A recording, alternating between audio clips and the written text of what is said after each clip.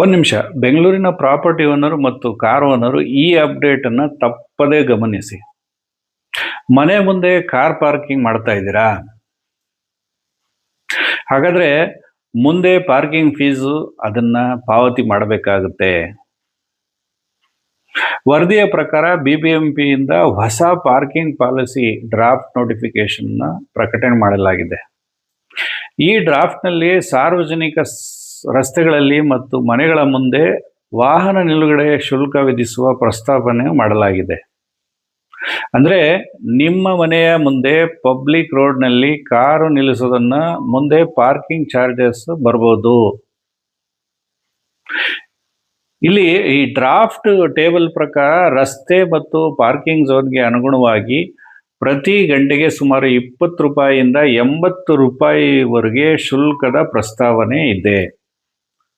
ಕೆಲವು of street parking ವಿಭಾಗಗಳಲ್ಲಿ ಪ್ರತಿ ಗಂಟೆಗೆ 10 ರೂಪಾಯಿಯಿಂದ 40 ರೂಪಾಯಿವರೆಗೆ ಶುಲ್ಕವನ್ನು ವಿಧಿಸಲು ಸೂಚಿಸಲಾಗಿದೆ. ಅದೇ ರೀತಿ ಕೆಲವು ಪಾರ್ಕಿಂಗ್ ವ್ಯವಸ್ಥೆಗಳಲ್ಲಿ ದಿನದ ಶುಲ್ಕವು ಸಾವಿರಾರು ರೂಪಾಯಿಗಳವರೆಗೂ ಇರಬಹುದು. ಇದರ ಜೊತೆಗೆ ಕೆಲವು ವಸತಿ ಪ್ರದೇಶಗಳ ಮನೆಯ ಮುಂದೆ ವಾಹನ ನಿಲುಗಡೆ ವಾರ್ಷಿಕ ಶುಲ್ಕವನ್ನು ವಿಧಿಸುವ ಪ್ರಸ್ತಾಪವೂ ಇದೆ ಅಂತ ವರದಿ ಇದೆ. ಆದರೆ ಇಲ್ಲಿ ಬಹಳ ಮುಖ್ಯವಾದ ವಿಷಯ ಏನಂದ್ರೆ, ಇದು ಈಗಾಗಲೇ ಜಾರಿಗೆ ಬಂದ ಫೈನಲ್ ರೂಲ್ಸ್ ಅಲ್ಲ. ಇದು ಡ್ರಾಫ್ಟ್ ಪಾರ್ಕಿಂಗ್ ಪಾಲಿಸಿ.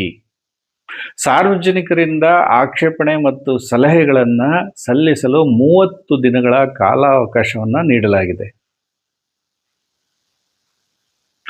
ಆದ್ರಿಂದ ಈಗಾಗಲೇ ಯಾರಾದರೂ ನಿಮ್ಮನೆ ಮುಂದೆ ಕಾರ್ ನಿಲ್ಲಿಸಿದ್ದಕ್ಕೆ ಇಷ್ಟು ಫೀಸ್ ಕಟ್ಟಬೇಕಾ ಅಂತ ಹೇಳಿದ್ರೆ ಅಧಿಕೃತ ನೋಟಿಫಿಕೇಶನ್ ಸಲ್ಲಿಸದೆ ಪೇಮೆಂಟ್ ಮಾಡಕ್ ಹೋಗಬೇಡಿ.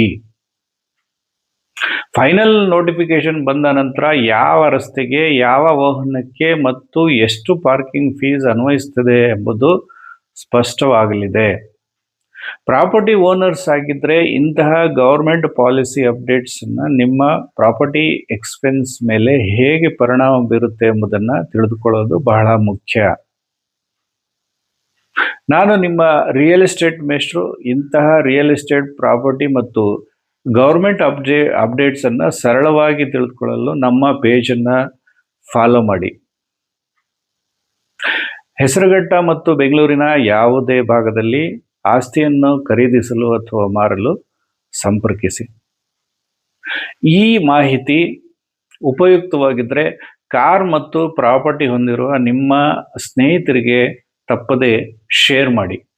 ಒಂದು ಡ್ರಾಫ್ಟ್ ರೂಲ್ಸ್ ನಾಳೆ ನಿಮ್ಮ ಪಾರ್ಕಿಂಗ್ ಎಕ್ಸ್ಪೆನ್ಸ್ ಮೇಲೆ ಪರಿಣಾಮ ಬೀರಬಹುದು. ಧನ್ಯವಾದಗಳು.